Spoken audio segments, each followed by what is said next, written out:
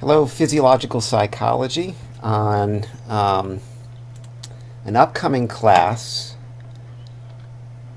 on May 30th, we'll be in the neuroanatomy labs, and I'm going to also ask you to do a action potential oral exam or a ChalkTalk, in which individually you'll come into another classroom and you'll go up to the whiteboard up there, and there'll be a couple drawings on the board, and I'm just going to ask you questions about those drawings. There's basically two things that you're going to need to present to me. One is you've got to show me that you know the parts of the neuron, and two, you've got to show me that you understand the changes in the membrane potential of a neuron during an action potential.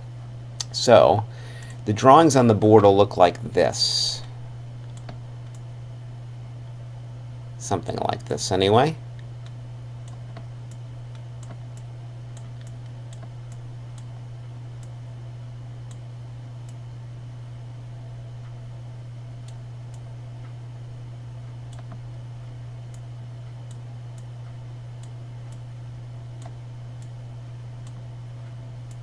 Pretty hard to do this with a computer.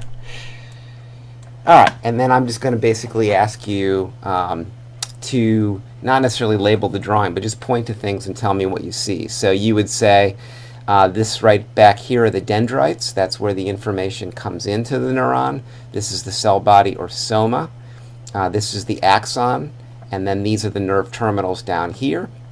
And you might want to point out that these things surrounding the axon are the myelin.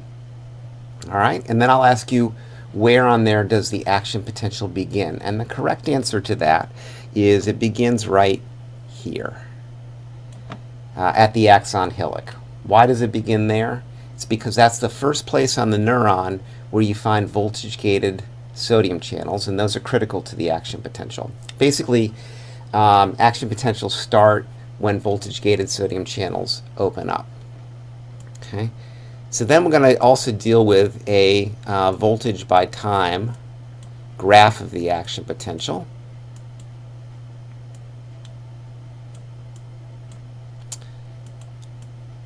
Which will look something like this.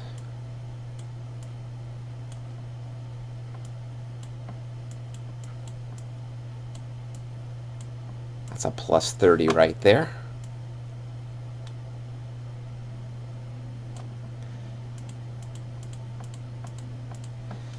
All right, and I'll ask you to explain to me the significance of the membrane potential at negative 70 millivolts. That's the resting potential of the neuron.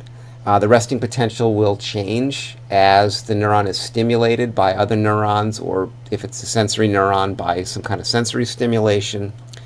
And I'll ask you what's significant about negative 55 millivolts, and you'll tell me that's the threshold for excitation of the cell. That is, if the membrane potential reaches negative 55 millivolts, the neuron will have an action potential. And I'll ask you why. And you'll tell me, or I'll ask you something like, what is negative 55 the threshold for? And you will tell me those voltage-gated sodium channels open at that membrane potential. So these channels, which are holes in the membrane that would allow sodium to pass into the membrane, are normally closed at the resting potential, but they open up at negative 55 millivolts, and that permits sodium ions to enter the cell. And I'll ask you, why does sodium rush into the cell? And you'll tell me, well, there's two forces that act on ions in the neuron. One is the electrical gradient, and one is the concentration gradient. Ions move from like charges attract one another. Sodium is a positively charged ion, and the inside of the cell at the resting potential is negative, and so that tends to draw sodium into the cell. And the other force acting is the concentration gradient, the law of diffusion, which tells us that compounds tend to move from areas of high concentration to low concentration. Sodium's at very high concentration outside the cell, very low concentration inside the cell. So both of those reasons cause sodium to enter at a very high rate into the cell.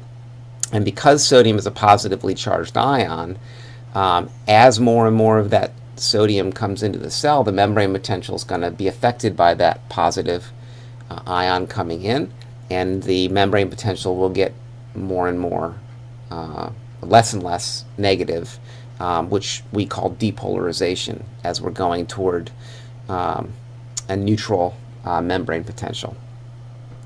And I'm going to ask you, why is it that the membrane potential stops at positive 30 and then seems to switch direction here? And there's two answers to this. One answer is that at positive 30, these sodium channels enter a refractory phase. They still remain open, but an element of the channel swings shut at positive 30 millivolts, and that kind of blocks up the channel. So no more sodium can enter the cell once it's locked up. We call this the inactive phase, or the refractory phase of the channel. Well, then I'll ask you, well, why doesn't the membrane potential just stay at positive 30? Why does it actually begin to become more negative? And you'll tell me that there are potassium channels all over the neuron, and there are voltage-gated potassium channels on the axon hillock as well. And these channels are open. They're opened up as the neuron begins to depolarize. And potassium is also a positively charged ion. And so the more the membrane potential gets positive, the more the electrostatic pressure forces potassium to leave the cell, because like charges repel one another. So as it's getting more positive, there's a stronger and stronger push on potassium to leave the cell.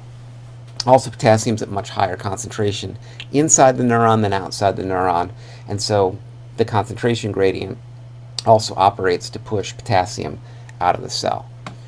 The action potential is all about sodium rushing in first and then potassium rushing out second. The sodium rushing in makes the membrane potential more and more positive. The potassium, which is also positive, rushing out will make it more and more negative. So positive charges entering depolarize the neuron, positive charges leaving repolarize the neuron, or hyperpolarize the neuron.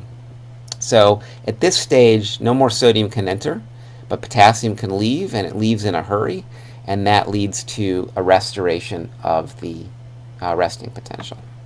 And then I'll ask you, does that take place all over the cell, or just in this where the arrow is? And you'll tell me just where the arrow is.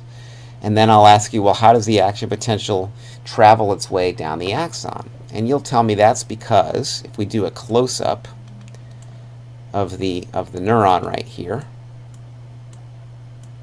got the axon going like this, got some myelin in here. So all this started off right here, and initially it's very negative here. It's negative 70, but as sodium rushes in, it goes up to positive 30. But the rest of the cell is still quite negative. And so what happens is, because unlike charges attract, the electrons, which carry negative charge, flow like an electrical current, just like in a wire inside a house. Like connecting two poles of a battery, you're going to get current flow. So current flows kind of backwards, kind of flows up toward the cell body. And as these negative ions begin to leave, that's going to reduce the negativity, because the negative ions are leaving that part of the neuron. And all they have to do is change the membrane potential inside this part of the neuron from negative 70 to negative 55. When enough of these electrons leave, you reach negative 55 millivolts, and then the voltage-gated sodium channels in this part of the neuron will open up, and you'll get another action potential here. Action potentials don't really travel down the axon so much as they trigger the next one, kind of like in a cartoon where you've got a bunch of firecrackers lined up, and the first one explodes, and that causes the second one to explode, and that causes the next one, and it pop, pop, pop all the way down the line of firecrackers. Similarly, in the neuron, you get an action potential here, and then here, and then here, and then here, because you're just pulling enough negativity away to trigger the sodium channels to open at the next segment of the axon. And so eventually the action potential is going to reach the nerve terminals, and then the neuron is going to be able to release neurotransmitter as a result.